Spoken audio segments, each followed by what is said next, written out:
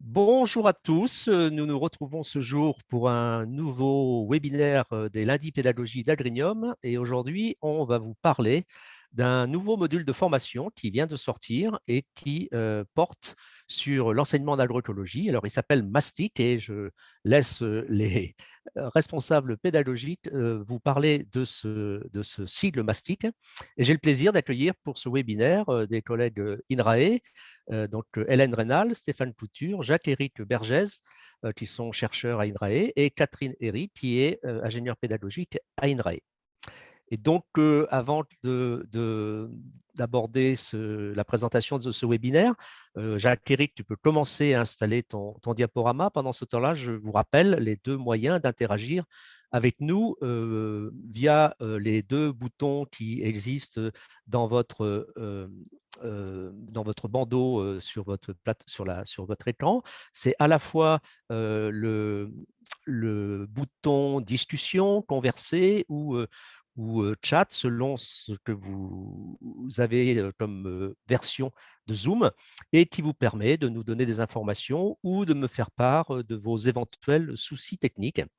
Sachant que l'autre bouton que l'on vous encourage vivement à utiliser, c'est le bouton Q&R pour questions et réponses. Et c'est ce bouton sur lequel vous pouvez poser toutes vos questions de manière à ce que ensuite, à la fin de la présentation de ce module de formation en ligne, eh bien, on puisse échanger et les intervenants répondront à vos questions. Et donc, je laisse Jacques-Éric introduire cette présentation et merci à vous de rajouter un peu dans votre présentation si vous le souhaitez. À vous maintenant et je vous souhaite bon webinaire à tous. Ah, Jacques-Éric, tu n'as pas mis ton son.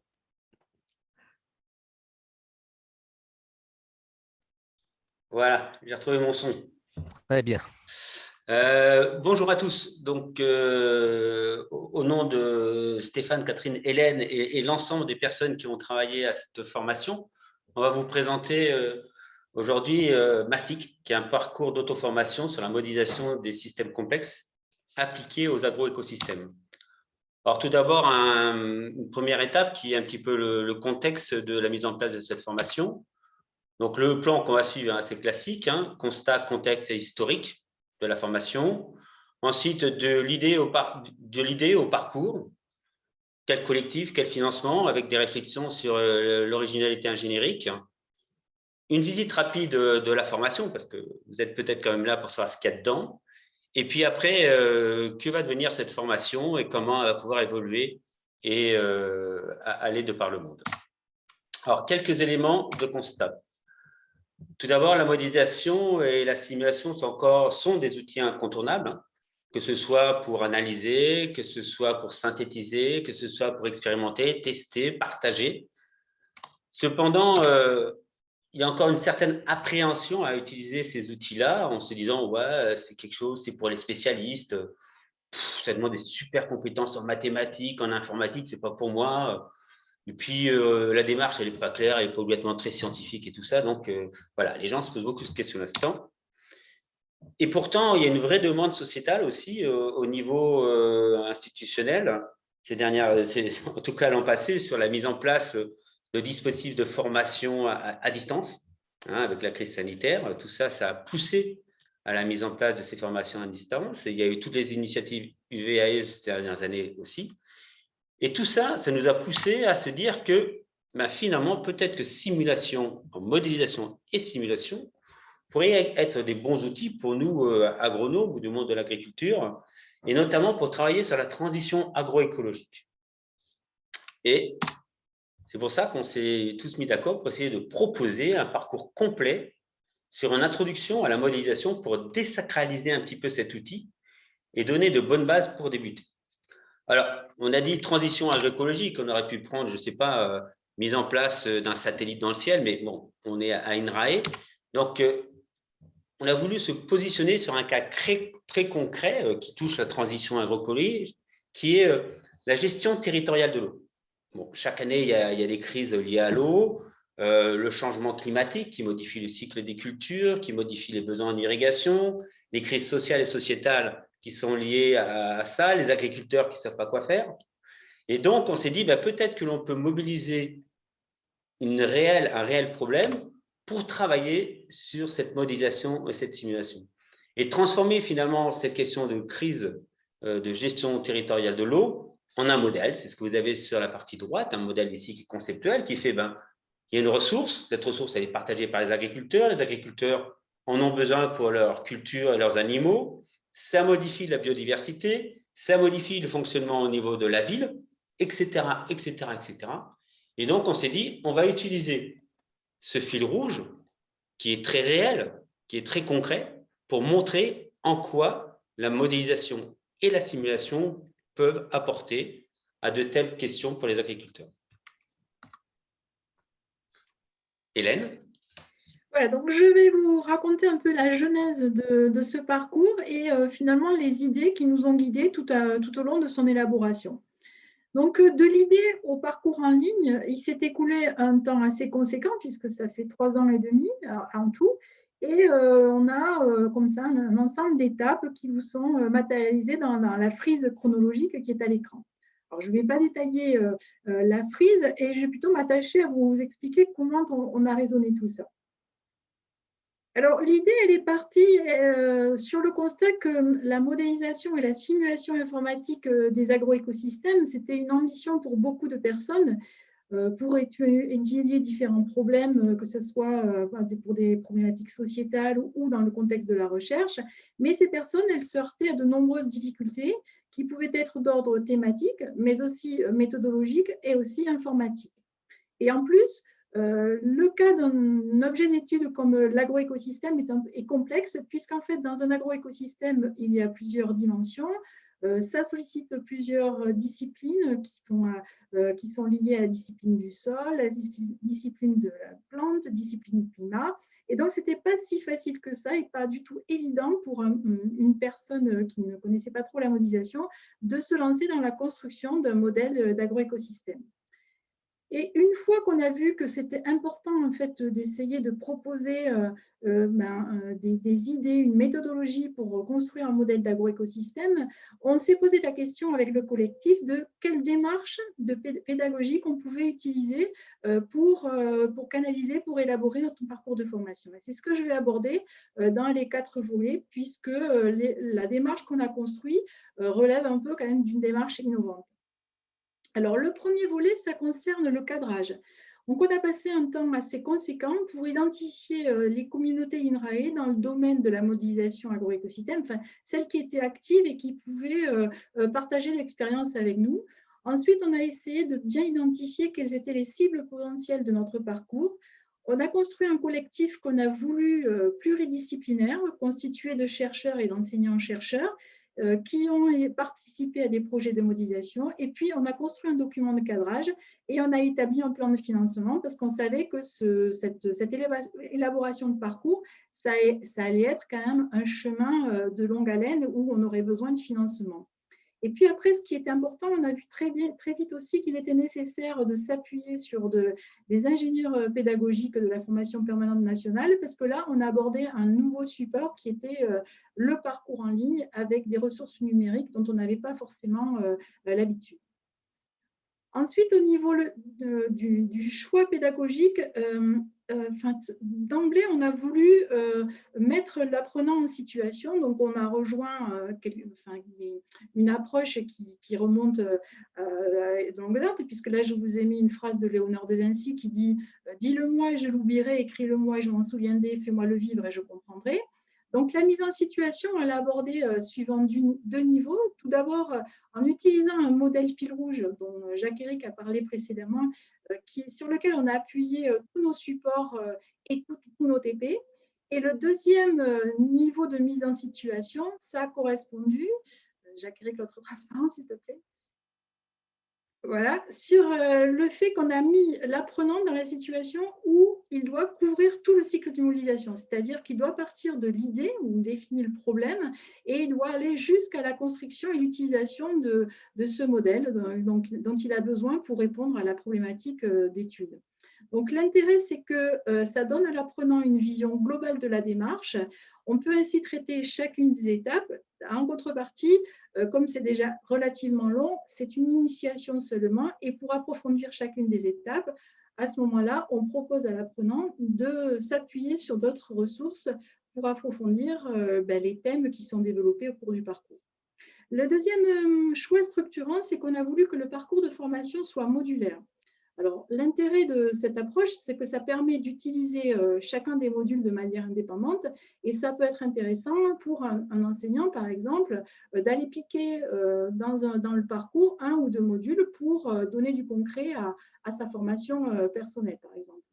Et l'autre intérêt aussi de cette approche modulaire, c'est que ça permet d'étendre le parcours dans le futur à d'autres modules qui pourraient donner lieu à un intérêt par rapport à la modélisation des agroécosystèmes. Par contre, ce qu'on a décidé de faire dès le départ, c'est de ne pas entrer dans le codage informatique du modèle, mais juste de l'illustrer. Pourquoi? Parce que c'était déjà un travail assez conséquent et donc de rentrer dans la partie informatique, ça aurait alourdi le parcours et peut-être rendu plus complexe l'apprentissage de la modélisation. Et puis, une fois qu'on a défini ce choix pédagogique, on a scénarisé avant de passer à l'étape de réalisation. Donc, la partie scénarisation, elle s'est déroulée en 2 temps. Donc, il y a eu une première étape de scénarisation pédagogique du parcours. Là, l'idée, c'était de formaliser l'agencement du contenu de formation, définir les objectifs de la formation. Et on a fait cette première étape collectivement au sein du groupe. Donc, ça a permis aussi de tisser du lien entre nous parce qu'on ne se connaissait pas forcément. Et la deuxième étape, une fois qu'on a eu scénarisé le parcours, ça a été de faire une scénarisation détaillée de chacun des 9 modules du parcours. Donc là, l'objectif, c'était de formaliser par écrit et de manière très détaillée chaque grain du module. Cela a été fait par chaque porteur du module. Et ensuite, une fois que ce premier travail a été fait, on a croisé les regards des autres scientifiques et puis aussi des ingénieurs de pédagogie de formation. Une fois que tout ça, a été scénarisé, on est passé à la réalisation de chaque module. Donc, il s'agissait de réaliser les supports. Donc, qui c'est qui a fait ce travail-là? C'était l'auteur de chaque grain. Et puis, quand on avait des grains qui faisaient appel à des technologies numériques ou de la vidéo, on a fait une prestation de service où on a utilisé des moyens dédiés qui avaient la compétence. Donc, en termes de comment on a réalisé ce travail, tout dépendait finalement du support. Donc, c'était soit les personnes qui le faisaient en autonomie, soit on travaillait sur la base d'interviews, de tournage de vidéos, de codage informatique des TP utilisés pour les simulations. Et puis, la quatrième étape qui a finalement eu lieu tout au long du parcours, ça a été la réalisation du glossaire. Alors, l'objectif du glossaire, ça a été mis en évidence dès le début de notre aventure. Donc, c'était important pour nous de poser un vocabulaire à travers les différentes disciplines. Et en même temps, on s'est rendu compte que réaliser le glossaire, ça nous a permis, nous, au niveau du collectif, de vérifier au sein du groupe la cohérence du vocabulaire. Donc, qui a fait ce travail-là? Bon, c'est le collectif qui était en charge du parcours. Et donc, on avait des séances de travail en autonomie et des séances de travail collectives de relecture et de validation par le groupe. Pour terminer sur cette partie-là, je vais vous parler un petit peu des choix techniques. Donc, très rapidement, on voulait que chacun des participants puisse s'approprier la réalisation du support, sauf les supports qui demandaient de la technicité numérique ou informatique. Et donc, on est parti sur du PowerPoint enregistré, qui est un outil relativement bien maîtrisé par nos collègues. Mais aussi, comme on voulait un peu diversifier le type de support, on a eu des quiz pour la partie TP. On a fait quelques animations en utilisant un outil qui s'appelle Potoon, qui est en libre accès sur Internet, 10 vidéos, et on a fait des applications web pour scénariser des modèles existants et pour les quelques TP qui utilisaient cette technologie.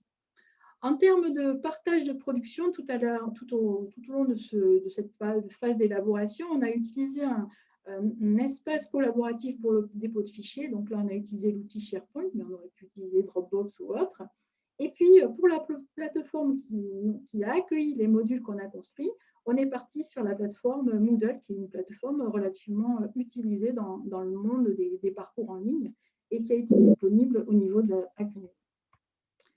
Pour terminer, c'est juste un peu pour vous donner une illustration des gens qui ont participé. Donc, il y a des chercheurs, il y a des ingénieurs FPN INRAE, il y a des gens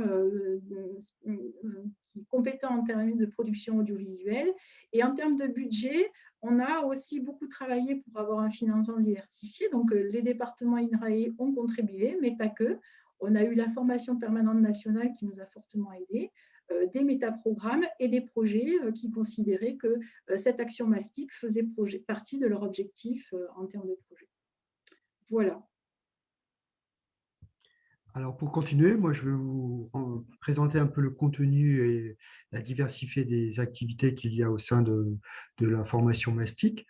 Alors, pour cela, je vais illustrer avec le logo mastic qui comprend 9 branches. Jeb.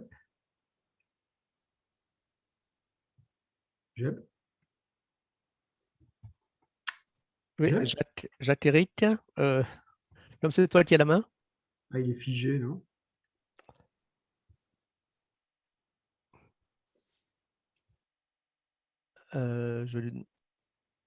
Il va revenir, il a peut-être une micro-coupure comme ce matin, peut-être.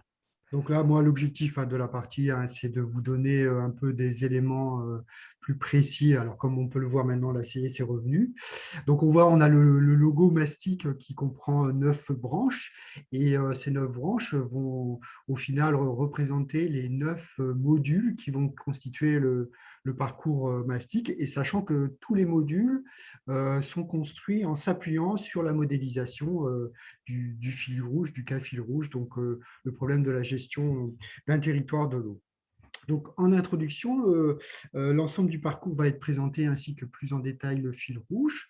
Puis, l'apprenant va découvrir donc les modèles. Il va savoir qu'est-ce qu'un modèle, à quoi sert un modèle, pour surtout appréhender la complexité des modèles. Ensuite, on va leur présenter la façon de créer un modèle, donc c'est-à-dire la démarche de modélisation qui va être décrite, puis les différentes étapes de la création d'un modèle. Donc, ça va aller de la partie modélisation conceptuelle jusqu'au modèle mathématique et le modèle informatique, ce qu'Hélène a présenté tout à l'heure. Tout ceci va bien sûr s'appuyer sur l'idée de présenter les bonnes pratiques de modélisation. Une fois le modèle construit, on va dans le module 4 regarder plus ce qu'il est de l'exploration des modèles. Donc, on va présenter différents modèles d'exploration des modèles et on va aussi aborder le problème de l'évaluation et la calibration du modèle et initier à l'analyse de sensibilité.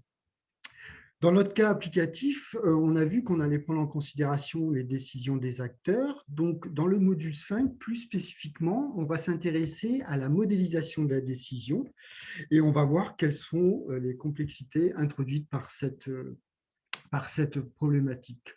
Enfin, souvent, un modèle est constitué de différents modèles et donc sera abordée ici la notion de couplage de modèles. Alors, qu'est-ce qu'on entend par couplage et pourquoi et comment modéliser un modèle qui va s'appuyer sur différents modèles. Dans le module 7, on va s'intéresser à la notion de multi-acteurs, sachant que dans notre cas fil rouge, le territoire de l'eau est géré par plusieurs acteurs qui peuvent avoir des objectifs différents. Donc, on va juste effleurer ici la problématique de la modélisation multicritère et multi-acteurs. Ensuite, dans le module 8, une fois le modèle construit, on va vouloir l'utiliser. Donc, on va présenter ici les différentes outils et comment utiliser le modèle que l'on a construit. Et enfin, dans le dernier module, on va conclure en rappelant les essentiels de la démarche de modélisation. Alors, si on veut regarder plus en détail ce qu'il est au sein de chaque module, on peut par exemple zoomer sur le module 3 qui est créer un modèle. Et on voit que ce module comprend 8 onglets qui vont correspondre à 8 rubriques qui vont chacun avoir différents grains pédagogiques. Sachant que l'objectif de ce module, hein, ça va être de connaître la démarche de modélisation qui est repris ici comme justement l'a déjà indiqué Hélène. Donc, créer le modèle conceptuel, le modèle mathématique et le modèle informatique, acquérir les bonnes pratiques de modélisation et toujours dans un souci de s'appuyer sur le cas fil rouge, à savoir donc avoir une dimension applicative qui sera vraiment très importante. Sachant que, comme on l'a vu, le parcours comprend 9 modules et chaque module est relativement hétérogène, c'est-à-dire qu'on peut avoir un nombre de grains plus ou moins important pour chaque module et une diversité des grains qui peut varier en fonction de ces différents modules. Mais ce qu'il faut savoir, c'est que c'est un parcours qui présente une diversité d'activités pédagogiques, comme l'a déjà indiqué Hélène, à savoir, on va avoir des cours à suivre, c'est-à-dire qu'on va avoir des vidéos à regarder avec systématiquement le téléchargement de la retranscription. Il va y avoir aussi des témoignages de modélisateurs, des interviews d'acteurs sur le terrain. Bien sûr, on va mettre en application ces différentes notions grâce aux travaux pratiques qui peuvent parfois faire appel à des simulateurs informatiques. Enfin, pour évaluer un peu les connaissances acquises par les individus, les apprenants, eh ben, on va leur proposer souvent, à la fin de modules, de quiz. Et comme on l'a indiqué, hein, il s'agit ici juste d'une initialisation à la modélisation. Donc, à la fin de chaque module, seront indiquées des références complémentaires systématiques pour aller plus loin. En tout cas, ce qu'il faut retenir, c'est que dans ce parcours, on va avoir des modules qui sont construits donc, sur un cadre fil rouge, sur un modèle bien précis, enfin sur un terrain d'étude bien précis, qu'il est systématiquement rappelé dans les différents modules, qu'à chaque fois, le côté applicatif est fortement mis en évidence et que, bien sûr, on présente simplement une initialisation à la modélisation et qu'on indique toujours comment aller plus loin. Chaque module peut être regardé, écouté de façon indépendante et nous avons ciblé comme public le fait que tout public pouvait justement regarder chacun de ces modules. Là, je vous ai mis en illustration le cas du module 5, hein, donc, qui s'intéresse à la modélisation de la décision. Et ce module va par exemple reprendre systématiquement la démarche de modélisation et peut être regardé indépendamment des autres modules, mais comme tous les autres modules de ce parcours.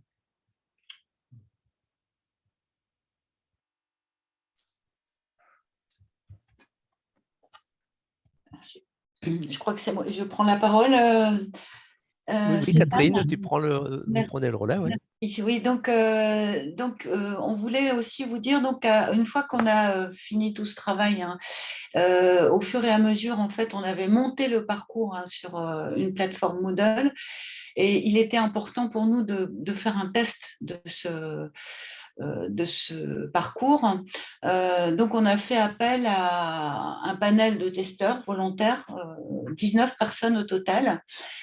C'était pour nous important. On s'était dit au départ, on ne fera pas des modifications colossales en fonction des retours des testeurs, mais on a quand même besoin de savoir d'une part, par exemple, là, vous avez vu, le parcours est estimé à 25 heures apprenant en moyenne. Donc, on voulait voir si notre évaluation était bonne. On voulait aussi voir quels étaient leurs retours au global. Donc, au total, on a eu 19 testeurs. On leur a proposé, puisque 25 heures en moyenne pour suivre la totalité, 2 mois de délai en fait, pour suivre ce parcours. Et tout au long de ces 2 mois, on les a relancés, on a répondu à leurs questions s'ils souhaitaient, etc. Et puis, on leur a proposé donc, de remplir des formulaires d'évaluation en ligne, à la fois pour chacun des modules et pour ceux qui sont allés jusqu'à la fin du parcours, pour donc 12 personnes au total, sur une évaluation globale sur le parcours. Je pense que Jacques-Éric revient. Jacques-Éric, tu peux remettre en partage? Alors, on ne t'entend pas. Il est en train de remettre le partage, c'est bon. Alors, très, très rapidement, parce qu'on a fait vraiment un travail important d'évaluation à la fois par questionnaire et ensuite par une réunion globale avec tous les testeurs qui étaient volontaires. Donc là, vous voyez quelques extraits qui nous paraissaient importants de partager avec vous. Donc, concernant leur avis sur le niveau de connaissance et de savoir transmis dans le parcours de formation, ben, vous voyez sur les 12 personnes qui sont allées jusqu'au bout, on en a 9 qui ont estimé que c'était très bon et 3 bons. On leur demandait aussi de manière générale quel était leur ressenti sur la quantité des informations développées, puisque je redis 25 heures, évidemment pour certains, on a constaté qu'on était dans la bonne moyenne, mais donc 9 d'entre eux ont considéré que la quantité d'informations était adaptée et 2 d'entre eux dense, une personne insuffisante. Concernant la qualité pédagogique, on leur proposait d'évaluer 4 dimensions, donc la progression pédagogique, la clarté des explications, la clarté des consignes pour les exercices d'application TP et la variété des activités. Globalement, vous voyez qu'on est sur une majorité de personnes qui ont estimé que c'était satisfaisant ou moyen. On avait une échelle plus basse. Et puis, enfin, on leur demandait si ce parcours avait répondu aux objectifs généraux qu'on avait listés, en fait, et qui correspondent à ceux qui sont annoncés sur le parcours. Et donc, une partie d'entre eux, concernant les systèmes complexes pilotés, estime effectivement que ça a répondu de manière conséquente ou très conséquente, 7 d'entre eux, et que sur les principes de simulation informatique, là, on a une partie des personnes qui ont trouvé que c'était moyen ou assez faible. Et on l'a compris, on a compris pourquoi, enfin une moitié des personnes, c'est parce qu'un certain nombre de personnes s'attendaient vraiment à ce qu'on rentre davantage dans le codage, ce que disait Hélène tout à l'heure, ce qu'on avait choisi de ne pas faire pour des raisons à la fois de longueur, mais aussi pour des raisons de complexité. Je te redonne la parole, Jacques-Éric. Oui, tout à fait. Alors maintenant, donc on a vu que le cours est terminé. Donc maintenant, il va falloir qu'on l'ouvre. Donc il y a une phase active de communication et de diffusion. Donc la phase de test a confirmé cet intérêt hein, du parcours. Alors c'est sûr que 12-19, c'est pas beaucoup par rapport à l'ensemble des personnes, mais c'est déjà pas rien. Sur la plateforme Agrinom, donc le cours va être ouvert sans restriction. Il y a un plan de communication avec l'envoi d'une plaquette à différents destinataires institutionnels, les écoles, INRAE, le CIRAD, enfin tous les collègues, mais également les collègues techniques. La mise en place d'indicateurs de suivi sur la fréquentation des sites. Par contre, et ça, on le dit dès à présent et on l'a dit, il n'y aura pas de suivi d'apprenants. C'est vraiment un cours de formation actuellement en ligne, sans suivi. Et on vous a rajouté ici l'adresse du site. Bon, enfin, j'espère que vous connaissez tous quand même l'adresse à Grignoble. Enfin. Ensuite, quelques retours d'expérience à la conception du parcours. Parce que c'était un gros travail, comme Hélène vous l'a présenté dans la première partie, d'innovation pour nous pédagogiques. Donc, c'est un gros travail collectif. Les ingénieurs pédagogiques de formation sont indispensables parce que nous, on n'est que chercheurs. On ne sait pas faire des aussi belles choses. Concevoir une ressource en ligne, ça n'a rien à voir avec une présentation en présentiel. Et je pense que tous les enseignants-chercheurs peuvent vous le dire après tout ce qu'ils ont dû souper l'année dernière et le début de cette année. Qu'il y a une vraie importance de l'attractivité visuelle et de l'ergonomie du parcours si on ne veut pas que les gens, au bout de 3 diapos, ferment et rentrent chez eux. Et puis, pour nous, il y a eu le grand intérêt du regard croisé des différentes disciplines, mais également des différents corps de métier sur l'écriture et la fabrication de ce cours. Alors, quelles utilisations possibles du parcours? Alors, d'une part, on rappelle que le pour-qui, c'était déjà assez large.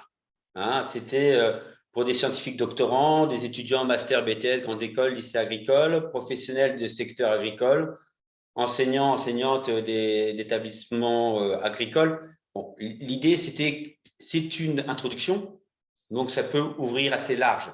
On ne va pas dans des détails très, très complexes, très compliqués. Et puis la thématique agroécologie, permet d'ouvrir également sur tout ce qui touche au monde agricole, au monde vivant, au monde de la biologie. Le comment, Stéphane nous en a déjà parlé, c'est que finalement, chaque module est indépendant. C'est-à-dire que chaque professeur, enseignant-chercheur peut récupérer de l'information pour aider à la construction de son module, de son cours. Quelqu'un intéressé, il peut faire tout en auto-formation. Pour une trentaine d'heures, il peut très bien s'inscrire et puis suivre tout. Mais ça peut également être utilisé pour des formations hybrides ou des classes inversées. Et ça peut également, si on veut, aller jusqu'à un véritable MOOC si des personnes mobilisent le système pour en faire la base du MOOC. Mais ce n'est pas ce qu'on a voulu faire jusqu'à présent. Pour l'instant, le document est en français, mais comme on l'a dit, il y a le PDF qui est déchargé. Alors pour l'instant, le PDF est déchargeable avec tout le cours, mais il est qu'en français. Il suffirait de le traduire pour que les personnes puissent suivre avec la traduction en anglais, espagnol, chinois et indien ce type de cours avec le soutien du visuel.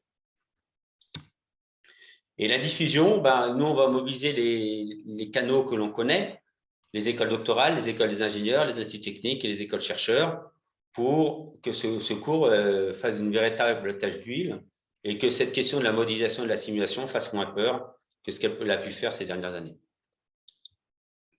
Voilà, donc ça, c'est globalement, c'est la mire de notre cours qu'on retrouve à chaque fin des cours. Et puis voilà, ça c'est juste les derniers crédits et on vous remercie de votre attention. Merci beaucoup tous les quatre. Alors, c'est la première fois que ça m'arrive, mais aucune question ouverte pour l'instant, donc j'attends les questions des uns ou des autres participants. En tout cas, bon, peut-être préciser déjà qu'effectivement sur la plateforme Agrinium, même si on dit que c'est sans restriction, il y a quand même l'obligation de créer un compte, puisque il est important pour nous qu'on sache en cas de souci, qu'on sache effectivement qui utilise la plateforme. Mais effectivement, c'est accessible de manière individuelle ou de manière collective. Et donc, moi, ce que j'ai bien compris, c'est que vous ne prévoyez aucun soutien et que du coup, j'avais une première question. Est-ce que si un collectif d'enseignants, par exemple des enseignants de lycée agricole qui enseignent par exemple le BTS agronomie production végétale que je connais, où il peut y avoir des travaux d'initiation à la modélisation, est-ce que une formation organisée pour des enseignants pour la prise en main du cours pour qu'ensuite ils l'utilisent avec les étudiants, s'ils le demandent, est-ce que ce genre de demande, c'est acceptable pour le collectif d'auteurs? Je ne sais pas, peut-être qui veut répondre? Vas-y Hélène, vas-y. Oui, alors même si on a mis en évidence qu'on n'accompagnera pas les apprenants, on a quand même la volonté de suivre le parcours, donc d'une part par les fameux indicateurs qui ont été évoqués, mais aussi pour enrichir le parcours et éventuellement aider à sa prise en main. Donc dans l'exemple, le cas concret que tu cites, oui, si on est sollicité, on verra comment collectivement on peut s'organiser pour aider ce collectif à s'approprier le parcours, quoi. Il me semble que c'est très important, hein, particulièrement pour des enseignants des lycées agricoles. Après, effectivement, je pense que pour des enseignants, chercheurs de master ou d'école d'ingénieurs, je pense que la prise en main peut se faire peut-être certainement très facilement sans avoir besoin d'une sorte comment dire, de tutorat de prise en main. Après, du coup, sur le niveau de formation, parmi les personnes qui ont servi de test, du coup, ce sont essentiellement des étudiants qui sont à Bac+5. Enfin, c'est du niveau Bac+5, a priori, pour ceux qui ont fait les tests. Catherine, peut-être laisser votre micro parce que comme ça vous évite de le remettre maintenant. Et donc, on avait des doctorants, enseignants-chercheurs, chercheurs et des conseillers instituts techniques et aussi un enseignant de lycée agricole. Mais effectivement, on n'a pas eu dans notre panel de jeunes en licence ou ou en BTS. On n'a pas trouvé ça dans le panel. D'accord. Et c'est vrai que ce que je disais, hein, c'était 2 mois de test. Donc, ce n'était pas évident à la base de mobiliser. Par contre, le retour de l'enseignant, alors je parle sous ton contrôle, Hélène, je pense que bon, c'est a priori quelque chose qui est envisageable de l'utiliser dans le cadre d'une formation, peut-être en licence ou en BTS. Oui, effectivement, là, pour la partie lycée agricole, donc on a travaillé avec un enseignant en BTS et donc son diagnostic, c'était que certes, ce n'était pas d'actualité de proposer le parcours dans son intégralité à un niveau BTS, mais d'exploiter des modules, enfin, comme on l'a dit tout à l'heure, au moins pour la partie introduction à la modélisation, donc pour poser le vocabulaire, pour expliquer en quoi c'était utile d'utiliser un modèle. Alors, pourquoi c'est important au niveau d'un parcours BTS d'initier à la modélisation? C'est parce que déjà, dans le parcours, il y a l'utilisation d'outils d'aide à la décision et même en termes d'outils d'aide à la décision qui sont proposés par la profession agricole, c'est des choses qu'on rencontre de plus en plus fréquemment. Et donc, c'est toujours intéressant pour des personnes qui vont utiliser ces outils dans le futur de savoir qu'est-ce qu'il y a derrière, parce qu'on en fait une utilisation plus appropriée. Donc, effectivement, là, pour le côté lycée agricole, c'est des choses qui sont à développer, mais qui ont certainement un intérêt. Et par rapport aux cibles, donc effectivement, là, tu viens de parler un peu des professionnels. Alors, je pense en particulier aux ingénieurs recherche-développement, des instituts techniques, mais également aux conseils agricoles, maintenant qu'ils doivent essayer de développer du conseil stratégique. Et du coup, peut-être que, y compris même les agriculteurs, il peut y avoir certains éléments du parcours qui soient utilisables. Est-ce que ces cibles-là, vous pensez que c'est envisageable aussi? Bon, les ingénieurs recherche-développement, certainement, mais les conseillers agricoles, est-ce que c'est un public cible qui peut être important à mobiliser dans la communication pour les informer de ce parcours? Jacques-Éric? Ça dépend des facettes de leur métier, c'est un peu compliqué à dire. Comme tu l'as dit, ils sont de plus en plus à avoir une vision stratégie. Hélène a parlé des outils d'aide à la décision. Ils peuvent aussi avoir des volontés d'une meilleure utilisation de leurs propres outils de modélisation, que ce soit Excel ou autre chose. Et il y a un certain nombre de cours qui sont sur les bonnes pratiques de modélisation, qui sont sur conceptualiser le système, qui sont ouverts à tous, je pense. Peut-être sur d'autres, sur le multi-acteur et tout ça, ce sera un petit peu différent. Mais il y a les premiers éléments du cours peuvent leur donner des idées sur, attention, j'ai un outil, mais derrière, il y a des questions peut-être à se poser avant de croire aveuglement au résultat que donne l'outil. Voilà. Et ça demeure, enfin nous, ce qu'on aimerait bien, c'est que ce genre de formation permette un travail collectif de réflexion sur qu'est-ce que c'est qu'un modèle, qu'est-ce que c'est que la simulation, parce que des modèles, ils en utilisent partout, quoi. Je veux dire, pour peu qu'on met un chiffre dans une machine et qu'il donne autre chose derrière, il y a quelque chose derrière, il y a des paramètres, ça tourne, etc. Et pouvoir créer cette analyse critique, je crois que c'est important que ce soit le conseiller, l'agriculteur ou l'étudiant. Merci. Je vérifie quand même parce que moi, pour tous ceux qui participent, je pense que mettez-moi un chat si vous n'avez pas accès aux questions-réponses parce que je n'ai pas de questions qui apparaissent, ce qui m'étonne, mais bon, peut-être que tout est clair pour vous dans l'utilisation de ce jeu et puis que vous voulez vous faire votre expérience avant de poser certaines questions. Et c'est vrai que l'intervention était claire. Mais a priori, je n'ai pas de questions, de remarques dans le chat, donc c'est que les choses sont claires. Moi, j'avais 2 ou 3 autres questions quand même concernant du coup votre, enfin comment dire, l'intégration, puisque ce parcours fait partie lui-même d'un projet plus global de l'UVAE. Vous en avez parlé, l'Université virtuelle en agroécologie.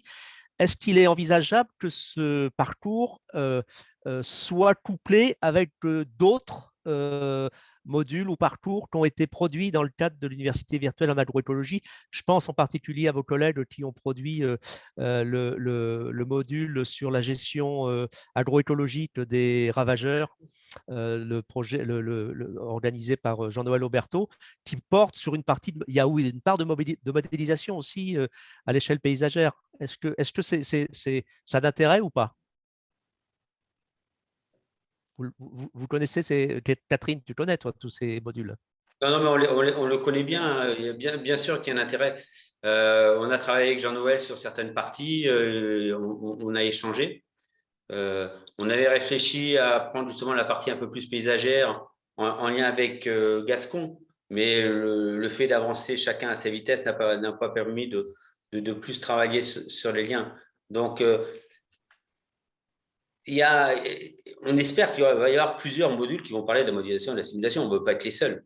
Ce n'est pas l'intérêt d'être les seuls et l'unique. C'est juste que les uns les autres vont être appliqués à différents systèmes. Les façons de présenter sont différentes et tout auront un intérêt. Mais connaissant Jean-Noël, il est dans les mêmes démarches que nous, quoi. C'est que il faut un système, il faut un vocabulaire, il faut des méthodes. Et on obtient des résultats qu'il faut prendre avec des pincettes en fonction de l'ensemble de la chaîne de modélisation qui a été utilisée, des données qui sont utilisées. Ok. Bon, et en tant qu'expert, alors j'ai deux questions là qui sont arrivées, donc ça me rassure, je vois que ça marche, mais il y a plusieurs personnes ont des soucis de connexion, semble-t-il. Donc, pour la plaquette de présentation libre d'accès, comment ça va, elle va être diffusée comment? Puisque là, c'est une enseignante de lycée agricole justement qui est intéressée. Alors peut-être ce que je peux dire en complément de ce que vont dire les collègues Indrae, c'est que le ministère de l'Agriculture, donc la Direction générale de l'enseignement et de la recherche, est en train de monter une plateforme Moodle au sein de la plateforme de l'éducation nationale qui s'appelle Magister, et sur lequel vont être mis en place certains modules proposés par Agrinium pour que ça puisse se faire dans l'environnement de l'enseignement technique agricole. Et donc, ça veut dire que ce module, à mon avis, à partir où intéresse les enseignants des lycées agricoles, seront accessibles soit via le LMS Agrinium, hein, c'est lms.agrinium.fr, soit directement sur la plateforme de l'enseignement technique agricole. Alors peut-être sur l'accès, sur la diffusion de la plaquette, vous avez des informations à donner? Il y a Frédéric Malipied qui répondait sur le chat et qui disait que tout doit être disponible sur Agrinium. D'accord. Excusez-moi, comme c'est ma collègue. Le parcours est ouvert sur Agrinium et la plaquette Oui. télécharge. Donc, en fait, on va le mettre en visibilité de toute façon, à la fois sur AgriNew, l'université numérique, et sur l'accès direct à Agrinium, au Moodle, puisqu'effectivement, il apparaît en home page actuellement de la plateforme LMS d'Agrinium. Est-ce que l'activité… Ah oui, alors une question, est-ce que l'activité fil rouge consiste à créer un modèle soi-même sur la gestion de l'eau à l'échelle d'un territoire?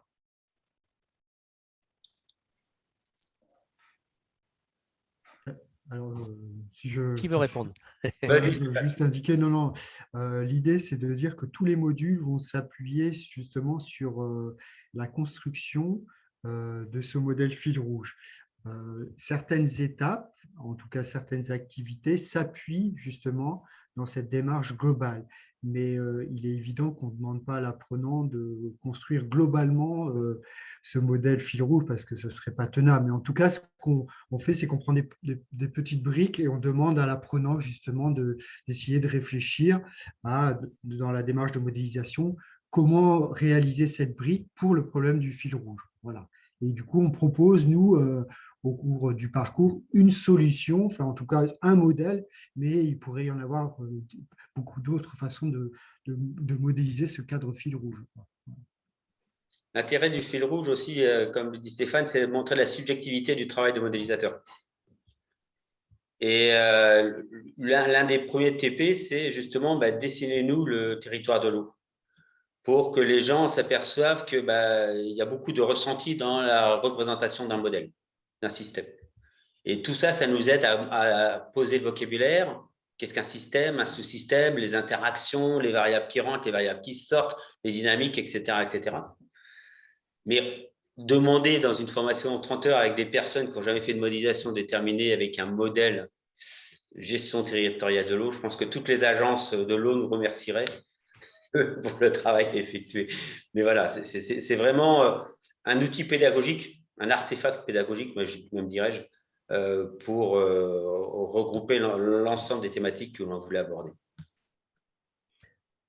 Ok, merci beaucoup. Peut-être en tant que, du coup, moi, ce qui m'intéresse, c'est parce que c'est le retour de chercheurs. Le projet a mis quand même du temps, hein, mais ça, on le voit, c'est un peu souvent le cas dans des parcours qui mobilisent beaucoup de personnes et qui sont effectivement, qui nécessitent de trouver des solutions techniques et pédagogiques pour rendre compte de la complexité. Vous, comment vous, en tant que chercheur qui habituellement est évalué sur les publications scientifiques, qu'est-ce que ça vous a apporté et qu'est-ce que ça vous a apporté et quels sont les regrets peut-être de cette expérience? C'est important pour les autres chercheurs que l'on veut mobiliser pour produire de la ressource numérique.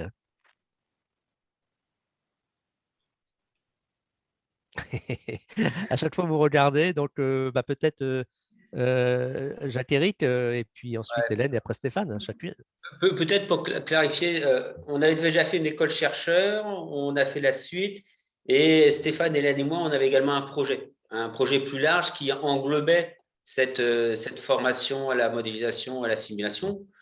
Le projet, c'est un projet de recherche et de construction de la recherche, hein. Il n'a pas été retenu. Mais la formation demeure quand même importante parce que nous, dans nos métiers, on s'aperçoit que ça manque.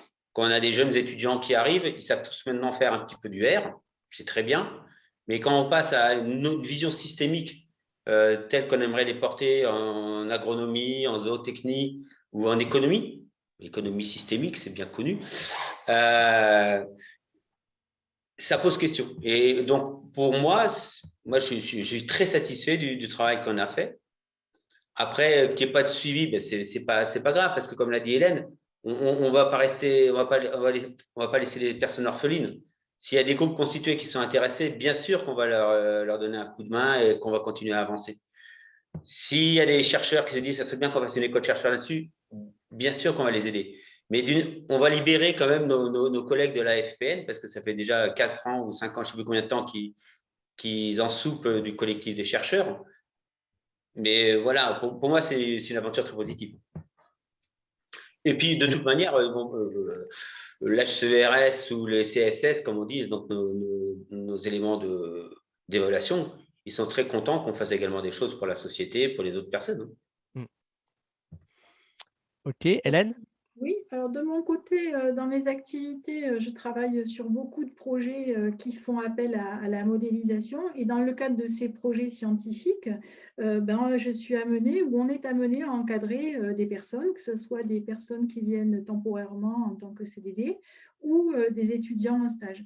Et je me suis rendu compte que finalement, très rapidement, quand on savait qu'on avait un objectif de modèle à réaliser et à utiliser, on passait directement dans le code informatique et qu'on zappait, entre guillemets, toute la partie conceptuelle, raisonnement sur le modèle, sur poser des questions méthodologiques.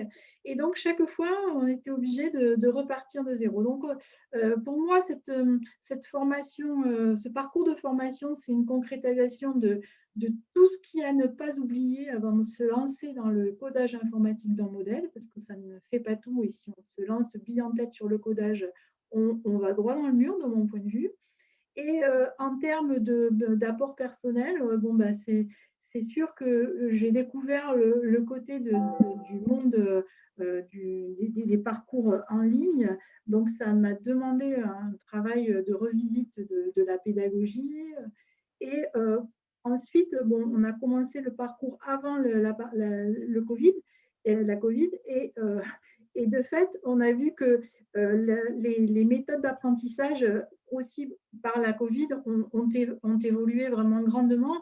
Et je ne pense pas que le fait qu'on n'accompagne pas l'apprenant au quotidien, comme on pourrait le faire avec des cohortes d'étudiants, dire ben, il y a la semaine 1, semaine 2, ça soit si pénalisant que ça, parce que j'ai quand même l'impression que les gens ont appris à apprendre un peu par eux-mêmes sans forcément être très encadrés.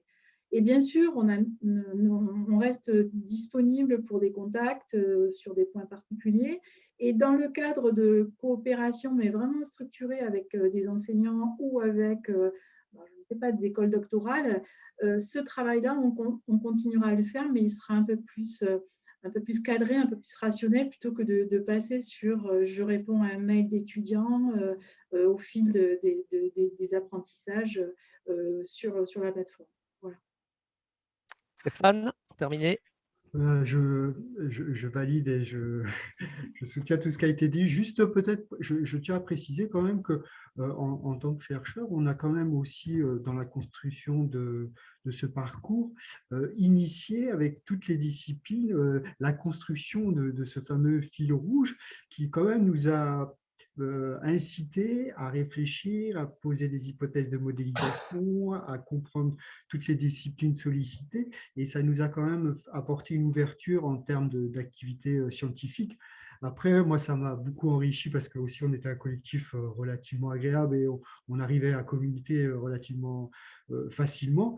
Et ça m'a aussi apporté d'un point de vue pratique dans mon activité d'enseignement des supports très diversifiés que j'aurais peut-être pas fait seul. Et du coup, maintenant, je m'en sers concrètement lors de mes activités d'enseignement. Donc, pour ça, c'est très bénéfique. Après, sur l'évaluation de l'activité de recherche, c'est autre chose. Mais je trouve quand même que ça nous a permis quand même d'avoir un langage commun, de pouvoir collaborer ensemble. Et j'ai trouvé ça vraiment très positif comme expérience. Voilà. Et puis en plus, c'était l'aboutissement et la concrétisation aussi de l'école chercheur. Il ne faut pas l'oublier. Donc, on avait une historique quand même importante. En tout cas, un grand merci à vous. Moi, il me semble qu'effectivement, ce parcours va pouvoir vivre. Alors, moi, je pense qu'il va falloir qu'on mène aussi une action assez active, assez proactive vers les écoles doctorales, parce que je pense qu'effectivement, sur la formation doctorale, on a un vrai public qui sera captif et pour lequel il y a un encadrement qui n'est pas indispensable. En revanche, je pense qu'effectivement, pour les autres formations initiales, BTS, licence, master, ingénieur, là, ça sera important de bien communiquer auprès des enseignants-chercheurs, car sans prescription par les enseignants-chercheurs, même si ils ne sont pas accompagnés, le suivi de 25 heures de cours ne peut pas se faire aussi facilement que cela.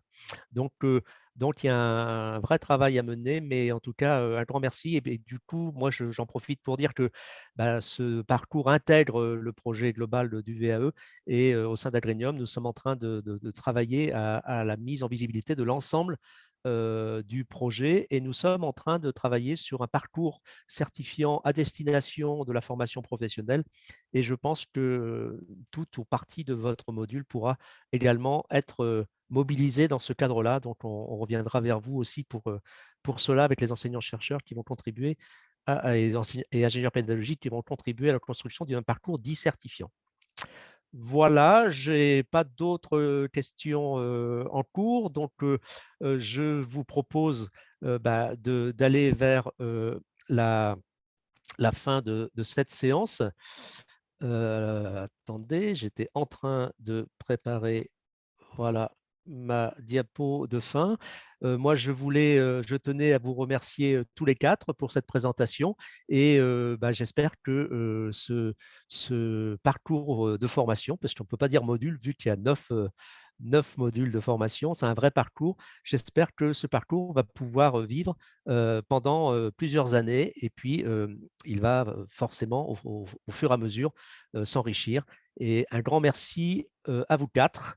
Et je vais vous dire que à tous ceux qui sont encore présents, que nous nous retrouvons le 25, le 31 mai, pardon, puisque la semaine prochaine, C'est le lundi de Pentecôte et donc on saute le lundi de Pentecôte et on retrouvera des enseignants-chercheurs qui nous parleront d'un TP, d'un travail pratique organisé à distance en biotechnologie avec les étudiants, et également en situation distancielle. Merci à tous les quatre. Au revoir Au et revoir. à une prochaine fois. À bientôt. Au Au revoir. revoir. Merci.